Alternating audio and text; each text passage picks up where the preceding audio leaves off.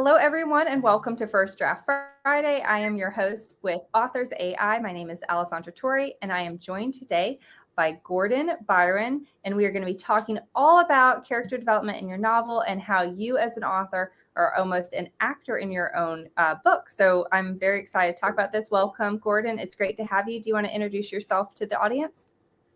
Yes, my name is Gordon Byron. I'm an author of the Superspecies series. I have, it's a series of books, 3 books, and I'm just working on the last one now, but the first couple are finished. And I love writing. I love, outdoors things, traveling. What would you like to know? That's perfect. And for those of you joining, that series is techno thriller. So, is that the best genre to fit in? Techno thriller, science fiction. Yeah. Science fiction. Absolutely. And when we were talking on the pre-chat, one of the things you said that stood out was, when we're chatting about character development, how, you as an author are kind of in each character's shoes at different points, especially if you're. So my first question to you is, do you write in first person or third person point of view in your stories? Third person, I haven't written anything really in first person except for journals sometimes. But mainly third person. Yeah. That's interesting. So, I write romance and suspense, and I am almost always in first person, except when there's a character that I'm really not very comfortable with. And for me, when I write men, I typically switch into third person because I just don't feel comfortable. But I love reading third person. So it's always interesting to me that we could do a whole show just on point of view and when to use what. Yeah. But we are talking about character development today. So when you sit down, and especially you wrote a series, so is that connected where you're using the same cast of characters with all of the books? Yeah, that's right. This is the same cast of characters. I mean, obviously new characters do come in and out of different scenes and whatnot. And then as the series progresses, then more characters and settings are added or subtracted, depending on the situation and the development of their lives, how their lives progress. So. Absolutely. So when did you start that character development? Are you an outliner, or did you write kind of on the fly? And when did your character development start coming into play? I do both. I try to have a rough outline or at least a good mental picture of where I want the novel to go. How the plot to progress. But I want it to be spontaneous as well. I want it to be more spontaneous, so that it's just more relatable. If it's there's a little bit of spontaneity in there. And as far as character development, I've always tried to write novels that are more based in character development as opposed to sweeping stories, I guess, like sweeping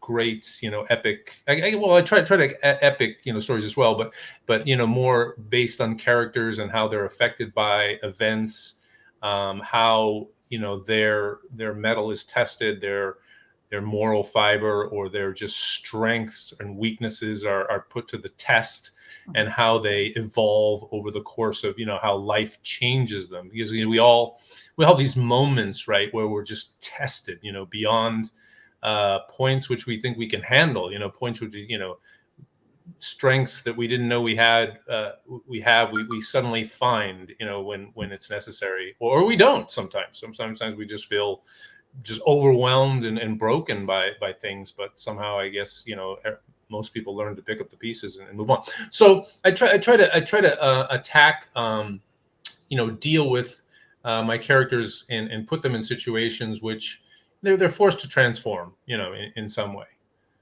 I don't remember what the quote is, but somebody said, some author somewhere said, putting ordinary people in extraordinary situations is kind of what we do often in our books. And then, like you said, they either rise to the occasion, or they fail, or they're somewhere in between, or they do both in the course of the stories. So But you're right. And so you would say that your books are more character based versus plot Yeah, based. character driven. Yeah, character driven. That's right. And yeah, I really do believe that, because that interests me, that how life affects us and how life changes us, and tests us in so many ways, just a million different ways, how we're constantly being tested, physically, psychologically, emotionally, in terms of human relationships. We're always being tested. So. Yeah, and the other, and how we respond, like even small tests. And that's the great thing is, throughout your scenes, you can have your characters just little decisions, that can show you the person that they are. That's right. But when do you start? So if you're sitting down to write a book, or when you sat down to write your series and you're thinking about your characters, how did you figure out, what each character was going to be, their personality, that sort of thing? Did you have a process that you went through? Yeah, and I think it's based on novels that I've read in the past, and how I've enjoyed the interaction of characters in those novels. It could be that they're at opposite extremes in terms of their goals in life, their points of view. Maybe some people, they want to succeed by helping other people, or building something, whereas other people, they want to survive by the opposite, maybe taking advantage of people, or living off of people, or deceiving people, or whatever. So it's those interactions of different personalities that I really try to, I guess, not exaggerate, but emphasize those personality conflicts and those different points of view and how they come together. So when I choose characters, I try to choose them based on personalities that are both compatible and incompatible, and how that works into, and how people can learn from that, how I've learned from that, personally, from novels and also personal experience. Yeah, that's so true, because it's not just about creating great characters. It's, their interactions with each other. So if you created 3 great characters, but everything was just perfect and hunky-dory between them, it would be a very dull book, because all they would do is just continually agree with each other about everything. So that's a really great point, in the different situations that you're going to put them in, how, one strength might play off, versus another weakness. So when I'm looking at a character, there's whatever they will face in the book and their plot line, and then there's their own individual personality. And do you have any tips? Because like you said, we're in their head, kind of, we're going through that journey with them, but sometimes we're not always exactly like our characters. And I mean, we can't be exactly like all of our characters, or else we would, again, have just an entire book of Alessandra's or Gordon's. That's right. Yeah, but do you see a little bit of yourself in all of the characters, in terms of like maybe your stubbornness is in one character and your, I don't know, moral compass is in another? Or how do you fit into your characters? Absolutely. I see, it's like I see a little bit of myself in almost every person I meet. Yeah. Even sometimes things you don't want to admit about yourself. Like maybe you're at the grocery store or something, and someone is just flustered by the smallest little detail, and you may think, oh, I'm above that. But then you get in situations like that where you're just completely flustered by the smallest little thing, pettiest little thing. And you say to yourself, we're all like that, right? We all have those moments, where we're just like, whether either our emotions are particularly sensitive, or we've had a bad day or something like that. So yeah, I think in all of my characters, I try to, I sympathize with something about them, even if they're a character that I don't like. Maybe that is doing something awful to my main character, my protagonist, and but I sympathize with that character because I have to. I want to give that character a 3-dimensional real effect, because that's a real person, even though I may not like that person, on certain moral grounds, or social grounds, or whatever. That's still a real person with it, that has lived a life. And I want to kind of empathize and sympathize with that person, because it's part of the novel, and it affects the entire thing.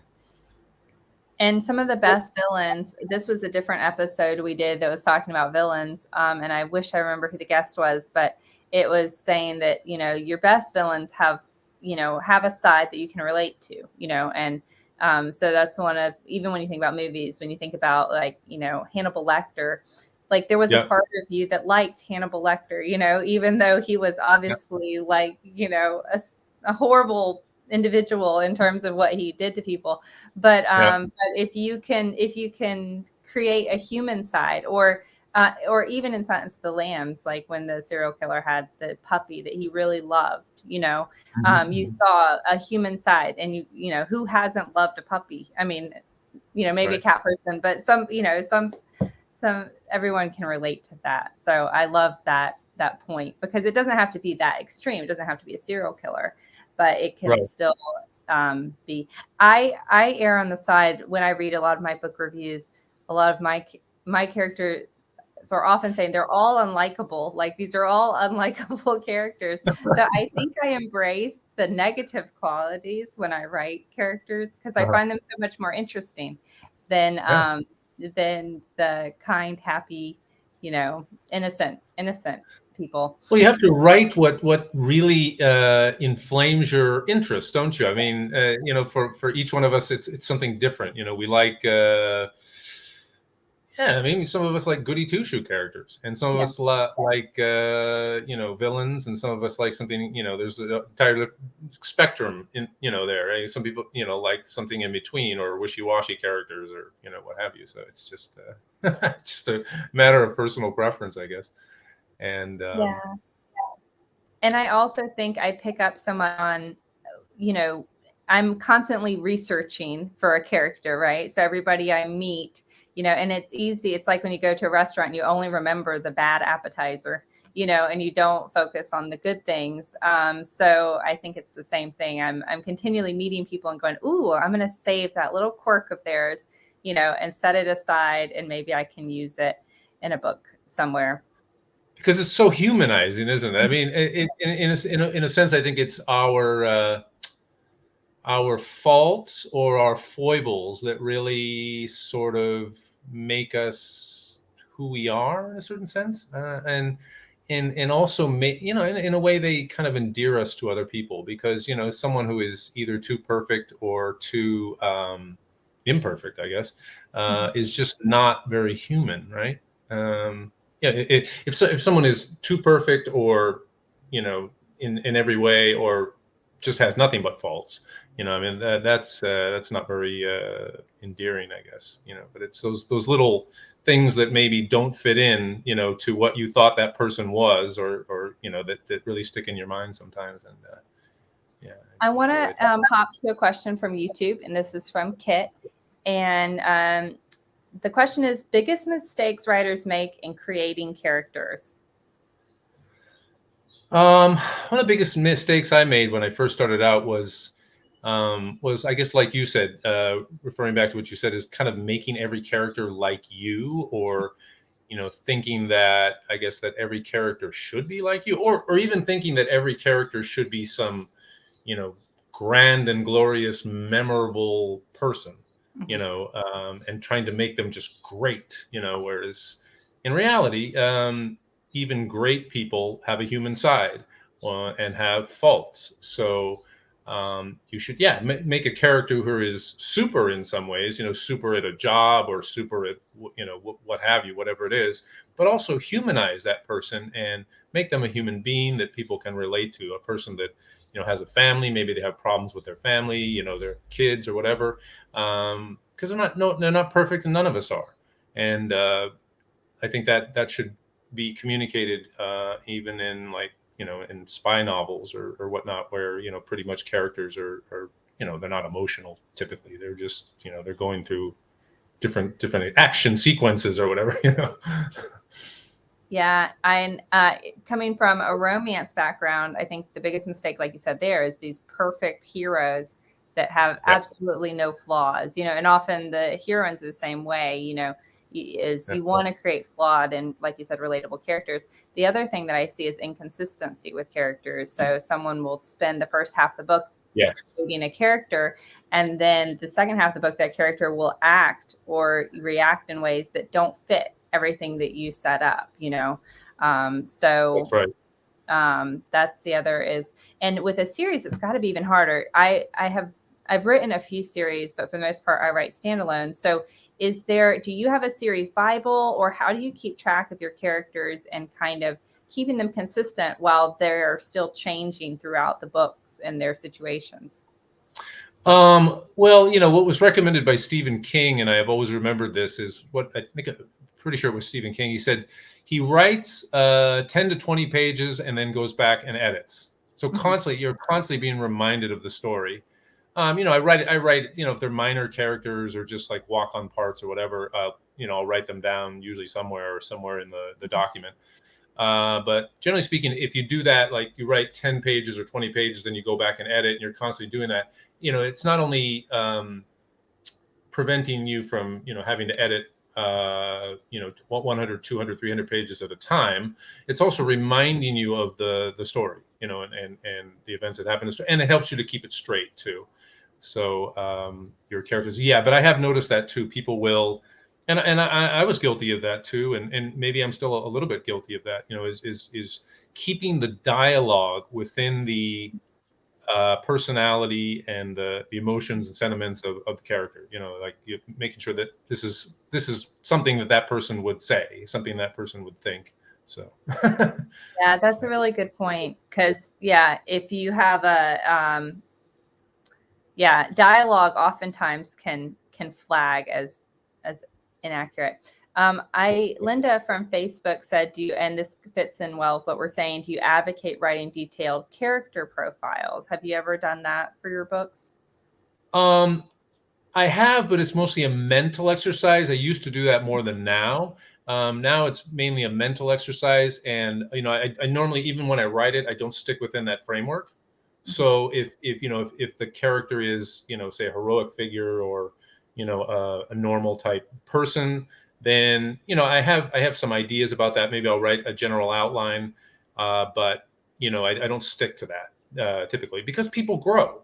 You know, people grow and people change, and especially if the novel is they're going through lots of difficult events or challenging events or major life upheavals, then it's going to change them. You know, and maybe before they were a very weak person, but or a very scared person, but you know, in the course of the events of the novel, they became stronger, or they became more outgoing, or they became, you know, more, they wanted to travel or whatever. So they change, people change.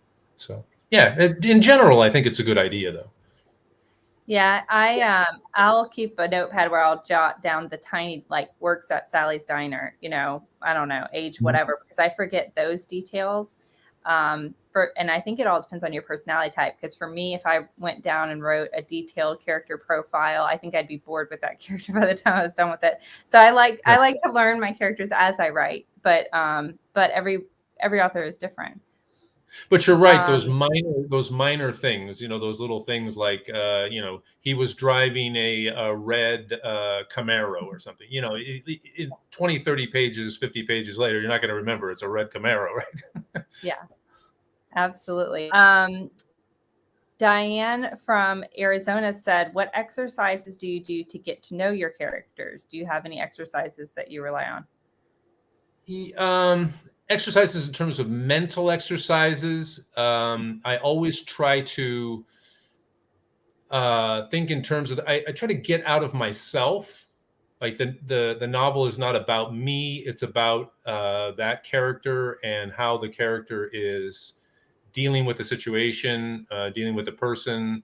And so my exercise is not to think of myself, to completely just get out of myself and into that person, like an actor would. You know, you really want to leave yourself behind and sort of really throw yourself completely into that personality, even if it's not totally unlike you. You know, even if it's just completely out of character. So, do you typically have muses, like, in your head? Are you thinking that this character is like, I don't know, Aunt Sally, you know, or like actor XYZ. In your head, do you have a person that you picture when you write a character? I do, and a lot of times they are family members, teachers from the past, you know, friends, neighbors, girlfriends, you know, just, you know, and a lot of times they're patchworks of different parts of those personalities put together into one character to Yeah. say something that I want to say. You know, it could be, you know, my girlfriend from, you know, 15 years old, you know, has this personality trait, and I put that together with another personality trait to, you know, to build a profile, you know, a personality profile that I want to present. Yeah, I love that. And I'm saying my characters are often Frankensteins of, you know, Yeah. this TV show character's personality married with this Yeah. person's looks, married with whatever. That's the beauty of it. Yeah, It's a we could. combination. Kit says John Wick is a relatively simple character, and I don't know, Gordon, if you've seen the movie John Wick, but it's one of my favorite movies, so I love this question. Why is he so popular? Can our characters be simple too? Of course. I mean, you write the novel that you want to write. It could be simple characters, and I think it depends on the type of novel too. I mean, John Wick is a certain type of story, and you know, if you were to write about John Wick's deep emotional experiences in his childhood, it would probably detract from the you know, the whole theme of the story, wouldn't it? Yeah.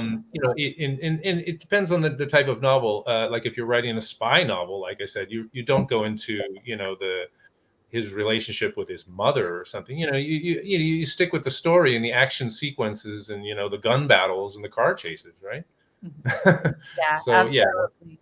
Yeah, and I agree. It totally varies based on your genre and the type of story you want, because that character backstory can really slow down pacing. And in other stories, it's really important, you know, yeah, depending on what you're writing. But I do love John Wick, and I don't know if he's so popular because it's just such a great movie. I don't know how much of it has to do with him, but I think you can't help but root for him.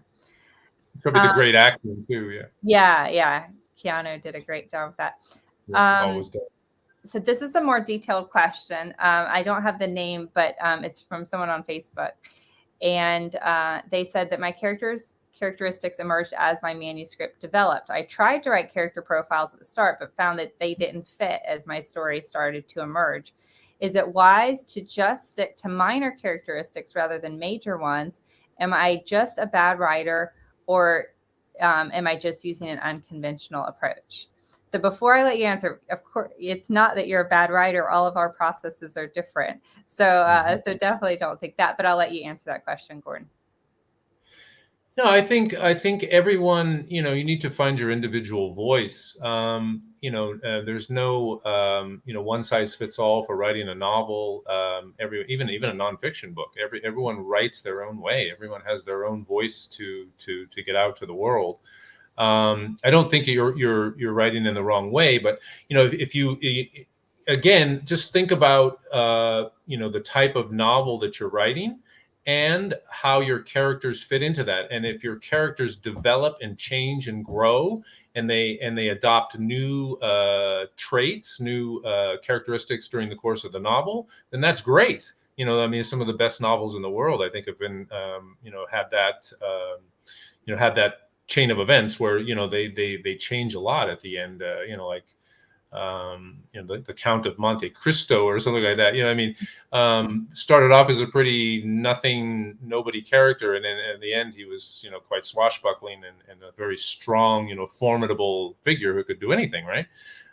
So it's just, you know, write your story the way you want to be told. If your characters change, if they grow, if they become, you know, more you know, titanic figures at the end, then all the better, you know. And I've had characters that I really struggled with in the beginning because I think I was trying to fit them into this certain square peg that I had envisioned that they were going to be.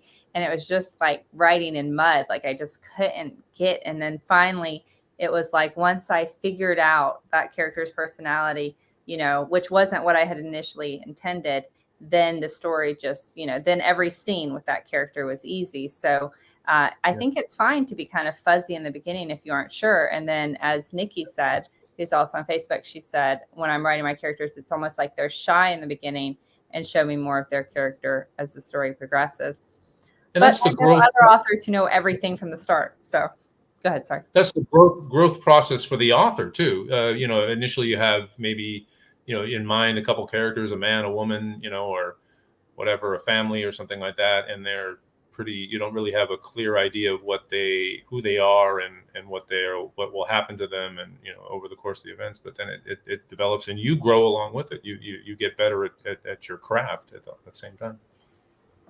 Absolutely. Diana said, do you have any tips for mapping out character arcs to make sure your characters change enough from the beginning to the end? I don't really have an arc, like a point that I want them to start at and to reach, but because that will definitely change. That always changes during the writing process. But yeah, I kind of have a vague idea of where I want them to go. Like they start as, a certain type of personality and maybe they have a problem. Maybe they have some failings or some issues in their life and they deal with them through the course of it. And maybe they change and they end up in a different place or they end up maybe in a worse place or, it could be any number of things. But I don't have a specific arc that I want them to reach. Yeah. And it's funny because when I first started writing, and I feel this way now, I was always taught that your characters have to undergo a fundamental change from the page 1 to the end. And I never agreed with that because I think every book is different. And, I think we can challenge our characters and oftentimes they will grow and they will change. But a lot of times if it's a James Bond book, James Bond really isn't changing much, from page 1 to the end. So every story is different. And sometimes, they do go through a drastic, change in their situation or personality, but some books they don't, and that's fine too. They don't. That's right. If it's just James Bond or, Born Identity or something, it's just the character going through the story, winning over the bad guys, and and that's fine. Those are great stories too. And you have side characters versus main characters. So how much attention do you devote? If you have Jon Snow with Game of Thrones, I mean, his character dramatically changed over the course of the series. But then you had minor characters that maybe were bad from beginning to end, and you didn't see much. So when you're thinking about series and characters, how much page space on the page do you give minor characters versus major characters, and the same with your plotting and thought process with them? I only give minor characters enough voice and place in the story as they serve the overall plot. If they add something, sort of dramatic quality, some comedic quality, something to get a message across or to make something more clear in the story, then I'll give them as much as necessary. Whether it's half a page, 1 page, 2 pages, however much it's useful to the story. Yeah, perfect answer. Any other tips that you have if someone is looking at characters, or things that you want to warn writers away from that has tripped you up in the past with your character development? Is there any final? We only have, and for those of you watching, we have 1 minute left. So if you have any final questions, now's the time to shout them out. But is there any last thing you want to share, Gordon? No, I just wanted to say, with characters, just get in touch with yourself. The more in touch you are with yourself, the more you will understand your characters, in my view. Because to humanize your characters, you have to understand your own what you're going through. What your own conflicts are and your own ideas and struggles and things like that are, and you can transmit that to them, but in a different way. Obviously, you're not making them you, but you're sort of, at least the level and intensity you can bring to your characters. I love that. And I love, thank you so much, everyone who joined us for your live questions and comments. And I saw this final one. Sometimes the names displayed, sometimes they don't, depending on how you're set up. But the detailed question was from Alistair McIver from Berkhamsted. And that sounds like such a great character name. So I'm sure I butchered it in the pronunciation, but I love seeing all of your names. And thank you guys for joining us live. Thank you, Gordon. If they're interested in reading your books in your series, what is the first book in your series that they would look up? The first book is called The Super Species. It's all and then Super Species is all one word, SUPERSPECIES. And that's available. I have to think about that. That's available on Amazon and Google Books, Apple Books, Barnes and Noble, major retailers. So yeah, they can check it out there. Fantastic. Thank you, Gordon. And if you are watching us on YouTube, I encourage you to subscribe. If you are joining us on Facebook, please join the group. And we will be back in 2 weeks with another First Draft Friday. If you have not yet met Marlo, she is our artificial intelligence that can read and give you feedback on your novel in just a few minutes. You can check her out at Authors.ai.